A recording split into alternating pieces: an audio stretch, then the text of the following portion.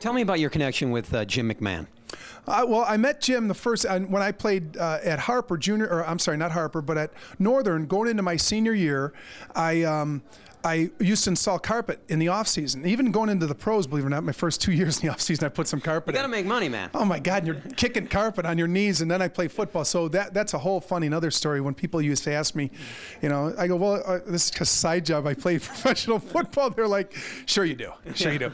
But anyways, Jim I met, I got to install his carpet. His wife and him were redoing their condo at the time, and I went there and measured it and sold him the carpet. And I was all excited because I'm going into my senior year at Northern as a quarterback, and brought 2 footballs with me that I had left in the car. So after I had signed the, I told Jim, they picked out their carpet and everything, and I'm like, Jim, it was a pleasure meeting you. I'm in awe, to be there. And I shook his hand and I turned to walk away to go to my car, and I'm thinking, oh, I got the footballs in the car. I got to have him sign them. So I turned around real quick and I said, Jim, before I leave, would you sign my balls for me? And his wife, after she got off the ground, and he was laughing. He actually, I think his knee touched. He went down too. Yeah. And he said, sure, Tim, you want me to sign your left one or your right one first?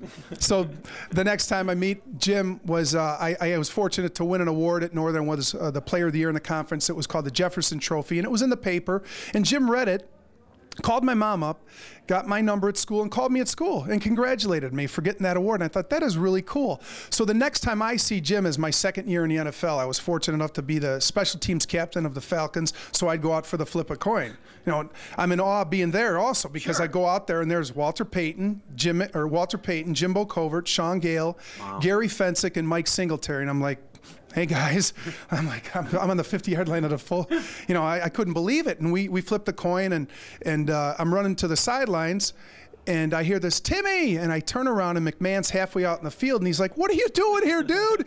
I go, I made it, man, I made it. And so he goes back, and I talked to several guys throughout the years, and they said, when we were playing you that game, McMahon was saying, that kid running around like a wild man out there was putting carpet in my house 2 years ago.